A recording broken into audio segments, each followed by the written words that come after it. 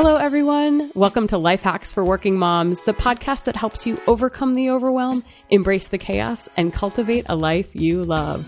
My name is Megan Strand. Welcome to today's episode. I have a confession to make. I kind of hate summer vacation because it's such a long stretch of 10 weeks where my children are not in school, they're not in a routine, they're either running around from camp to camp or bored out of their minds. And as someone that works from a home office, it is really challenging to manage all of this. That is why I was so excited when I heard about a cool thing called Brain Chase to keep the kiddos at least somewhat occupied over the summer, as well as teach them a little something, which we all know is very important in the summer gap. And here to explain what Brain Chase is one of the founders of that company, Heather Staker. Hey, Heather. Hi, Megan. Thanks for having me. Oh, thanks so much for being here. I'm so excited. So I heard about Brain Chase from Asha Dornfest, who runs the Parent Hacks site. She had written a great blog post, but why don't you tell us in your own words what Brain Chase is all about? Sure. So Brain Chase is an online learning program and experience and adventure that my husband and I put together last summer for 500 friends and family. And it was such a hit that we decided to make it an annual event.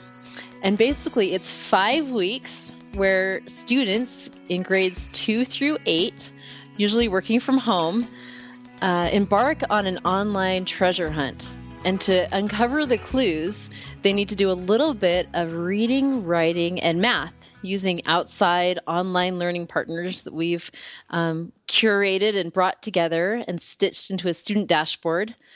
And so as they complete those challenges each day, they earn the right to watch animated webisodes that have buried secret clues hidden in them. And so they discover those clues and get to choose where they think a hidden treasure is actually buried in the earth. And we've buried a $10,000 treasure somewhere on the earth, and these students have the opportunity to then make their guess and try and find the treasure. That is so cool. So why did you guys decide to start this crazy summer adventure project? Well, I have a background as a researcher for online learning. I've worked for years for the Clayton Christensen Institute, which is a nonprofit think tank that focuses on innovation in education. And so I've, for several years, had my eye on online learning as a really promising innovation that's bringing education opportunities to our children that just weren't available, frankly, when we were children.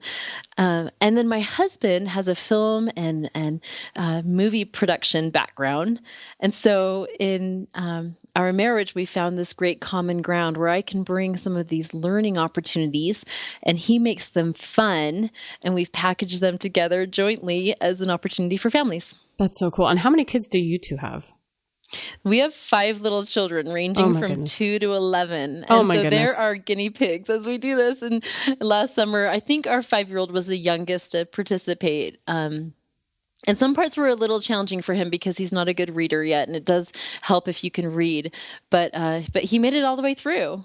And It's really one of the amazing things about that 6-year-olds can compete against 15-year-olds. And the reason why is because online learning allows us to tailor the actual content for each skill level. So it really adapts to the individual student's skills. And that's why a busy family can offer Brain Chase to all their students or all their children at the same time and have them be working on the level that's just right for them. But it's still a family experience because everyone's doing the game together. So talk a little bit about that, because I have 2 girls, 10 and 12, and I can imagine them really like fighting over this. So do siblings sit together and do this? Do they each need to log in every day independently? How does that work just logistically? Yeah, so logistics. So it's 5 weeks long, and the goal is to try and do about 5 hours of learning each week. And sometimes when families have a device if you had a device for each of your daughters, then they could sit side by side and just log into their own platforms or their own dashboards individually, but they're next to each other and working on it together. And then definitely they can collaborate on trying to guess where the treasure is actually buried. And other families that are sharing a device, the children just do it throughout the week whenever it's available. So I wanted to go back to the graduated learning, or that's not the right term, but the fact that you've got range of educational levels. So do you start at a grade level and say, okay, I've got a fifth grader, or is there some sort of pretest they take to kind of put them in or start them out at a particular level? It varies depending on the subject. So for math, our main partner is Khan Academy. Mm-hmm. And on the first day, you'll go to the Khan Academy website and you do a pretest. And that helps recommend the right next levels of content, although the students can actually adjust that. Their goal is to earn 10,000 Khan energy points, and those are based exclusively on effort. And so the students can really choose what they want to do to show that they're making effort and learning. And then for writing, we have credentialed online teachers that review writing journals. We feel like part of writing is just learning to love it and to think about what they're doing over the summer and write little paragraphs about what's on their mind. And then we have credentialed teachers that respond to them and adjust their response based on the perceived skill level of the student. And then for reading, we just have a library of over 6,000 digital books. Wow. And we measure time spent actively reading. And again, that's a place where your 10-year-old might have a very different preference for the genre or the complexity of the text that she wants to be reading. And your 12-year-old might be in a different place. And so another place where those students can really choose what's right for them. But together, the family's working on the same ideas, just leveled to the individual players. And so the place that the family works together is essentially when the kids unlock this video and get a new clue. Is that how that works? There's two ways. So exactly as you said, as they unlock the videos, they'll get these clues. Oftentimes they're coded numbers. And at the very beginning of the experience, we mail a few physical surprises to the students in the mail. Oh, cool. Last summer, the first thing was a decoder ring. And so they use those decoder rings to unscramble the letters and start to figure out where they might be wanting to put their first guess. And then they go to Google Maps and they drop their little pin on the spot on the map where they think that treasure is buried. And so there's a couple of ways that families work together. One is that it's pretty fun to have these mysterious packages literally arriving in the mail and showing up on your doorstep.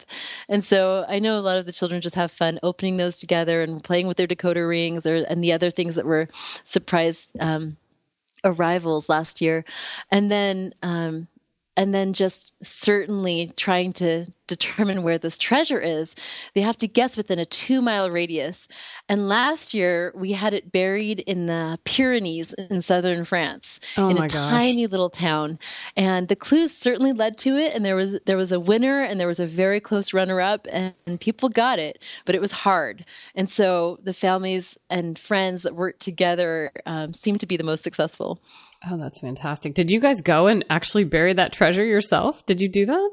You know what? Alan and I actually left the kids for a few days and got to fly out there and bury the treasure. And then we jumped on a plane and went to Paris together. So it was really fun. Oh, that's and we're actually awesome. About to bury this year's treasure. So the treasure actually will be lying in the earth in a pit covered up for the duration of the summer adventure. So the kids know it's there and everyone's scrambling to try and find it first. That's so cool. So, okay, with what you typically do in the summer, at least what I do, is you buy these workbooks and the kids are forced to do them for however long each day. And that lasts for about, 2 weeks in my house.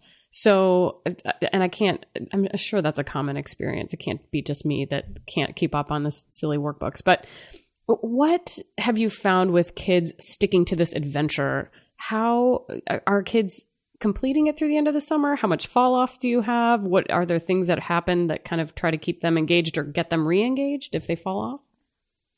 Great question. And, over the years, as I've really delved deeply into online learning, which is the focus of my research for the Christensen Institute, it's become increasingly real to me how different online learning is from some of the other innovations that have changed our classrooms over the past century. And one of the promising things about it is that it tends to be really amenable to game-like learning. So you can earn points, you can get rewards along the way. Students can learn right at their zone of proximal development, which means right where they're in their challenge zone, not their comfort zone and not their panic zone, and then move forward at the pace that works for them. And that's very intrinsically motivating.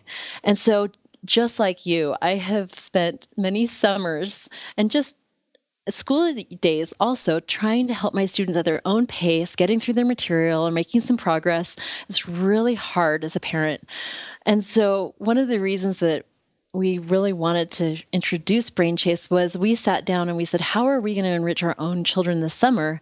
And knowing of these resources that are online, Khan Academy and these digital libraries. And last year during the Chase, the students were sent to go find some artifacts in the virtual Smithsonian Museum. And there are some really rich areas where students can be engaged over the summer, and exposing children to those and helping families see that those opportunities are there.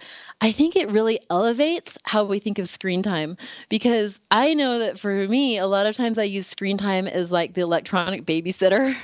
And I feel kind of guilty. Right. And the thing that was fun last summer was to feel like when I was occupied, I saw my children in reading a digital book, or if they weren't ready to read the book, you could actually click a button and have it read to you. And so to hear them having these beautiful books read to them, it was fun to see that they were doing screen time, but it was so much more constructive than the way that I typically employ the screen in their lives. Exactly. Well, it's interesting that you mention the books being read to you, because I actually have a kiddo that's dyslexic. And so that's how she actually accesses books at her level right now, is she's got, this great system that reads books and she follows along with writing. So I'm glad that you said that. So just because your kiddo isn't quite reading yet, that's a great alternative to have a book actually read to you. So I love that you incorporate that just from a personal standpoint. What things have you heard from people, whether they're kids or parents? Like, what feedback are you getting about Brain Chase? Are there things that surprise parents or kids? Like, what kind of anecdotal feedback have you received on the program? I think there were two surprises last summer. One was that we were surprised by how almost addictive it was. That I think because the dashboard, it almost feels like a Candyland game board. And so your children can control how fast they move along that game board. And it's very clear what they need to do to move to the next square. They've got to earn their 10,000 points. They've got to read their 20 minutes or have it read to them. And so it was so empowering, and just the content itself is pretty engaging. And so we were surprised by the number of parents who said, we can't peel our kids away from this. They don't want to go. So there's a big theme park by us called the Lagoon. And our kids don't want to go to the Lagoon because they're so intent on finding this treasure. Oh, that's awesome. That was surprising to us, and fun to see that some of these theories that I've explored about how online learning can be intrinsically motivating really do play out in practice, and can be a huge, real lifesaver for moms, in my opinion, because they help us get our job done of helping our kids be enriched and entertained and on adventures and learning over the summer, but it's so much less effort for us. Absolutely. And then the second surprise was just that that there were some success stories that were gratifying. There was a participant who had a brain tumor, and she was really behind in math and so discouraged and concerned that in her traditional classroom, where there are few opportunities for those who are behind to really get caught up because the class has to move on, that she'd never get there again. So she did Brain Chase, and she actually got well beyond grade level by the end of that summer. That's great. It was sort of humanizing to feel like this plan that Alan and I had just construed and tried to put together, once we actually had the participants and they were real children and they were really doing it, and it was truly affecting their lives and their whole perception of what learning had to feel like, it just felt more human, and it was more, I think, satisfying than we had expected. What a great story. Well, and so to that end, I guess the big question is, and you're a researcher, so I'm sure you've built this in, but how can you tell, like at the end of the summer, that the kids have actually learned something beyond the fact that they've, maybe they did this every day, but what do you have built in that kind of shows you what progress the kids have made academically? Sure. Well, so the individual learning challenges that we have, embedded within them are are reports that show how much your student has progressed. So on Khan Academy, for example, you can see all of the different challenges that your student has accomplished throughout the summer. And reading, you can see the list of all the books that they've or pages that they've read through. For writing, it was really just you ended with a journal of your summer, which was fun for these children. That's great. Mostly they were fanciful prompts of just suppose a pirate knocks on your door. What do you say to him or something like that? But fun to see that they had that writing and typing practice. And then certainly the bonus challenges became, so one thing that was sent to them was a seed that had a laser etched word on it. So you had to plant the seed and let the seed grow. And that's how the secret word was revealed. That was the key to the clue for that week. No way. And so these students ended up with their own lima bean plants by the end. So there were, I think, a lot of substantial evidences of success. Not to mention that, and this is just a sample size of 4, but for the 4 of my children that were doing Brain Chase, it was remarkable to see them then enter school with that much more confidence. They were already well into the next grade level with their math, and that was more real than I had anticipated. Yeah, that's really powerful. What a great tool. Well, so what tips or recommendations do you have for families who are going to do Brain Chase this summer? And I'll give you an opportunity at the end to kind of talk a little bit about what the pricing is and how to get involved and all that stuff. But if people want to do this, what are the successful families doing together? Well, I found that at least for our family, and maybe we're not the norm because we had 4 kids doing it. You're definitely not the norm. You're not the norm, Heather. I've been told that before. You know too much. But but devices were definitely an issue. And so it was helpful. I wish we had more devices. So we actually this year invested in Chromebooks, which are great. I don't know if you know much about those, but they're like $200 these days. They don't have any software loaded onto them. They're purely to access the internet. Right. But given that Brain Chase is all in the cloud, that's sufficient. And so having a device or a tablet for the participants does help reduce conflict in your home. Right. A lot of kids are vying for a chance to do their challenge for the day. And then I think just embracing it, just allowing for the adventure to unfold and really allowing for the time in the week for students to have that constructive screen time. I think we were a little bit surprised that our summer actually was more full than we had expected, just because there was this project that the children were so engrossed in. And so it seems like the successful families just made time to allow that adventure to really take a part of their summer. That's fantastic. Well, and I watched the video of the family that won last year, and it was so great because I really expected like the door to open and there to be like an 8th grade kid there. But the kid that actually found it and whose idea it was initially was how old? Like 6. And then his older brother was like 9. I mean, they were young kids, but I mean, clearly the family was engaged. But that just is encouraging because you think like, oh, well, my 7-year-old's not going to have a chance against a 13-year-old. But turns out the younger kids won it, right? That's right. So they did work as a family. They actually, when we went in their living room to announce it, they showed us how they had turned it into a map room. Yeah, they had like all this stuff on the walls and yeah. So they had definitely worked together. But the thing that works is that everyone can work on their own pace academically and be at their own level, and yet the treasure hunt still works for the group. And so that was good to see. And that family said that it was life-changing for them. Although I do think it's important to note that there really are 2 treasures here. Yes, the $10,000 buried in the earth is pretty enticing, I think. But separate from that, just the day-to-day of doing the adventure and watching the webisodes and getting the secret packages in the mail were a treasure in and of themselves. And so I think a lot of students felt like even if they had no clue where the treasure might be buried, that it was pretty fun to just go along with the ride anyway. Absolutely. Well, and I love how you just put a bow on that whole thing. There are multiple treasures to be had here with Brain Chase. I love it. So if people want to get involved with Brain Chase, how might they do that?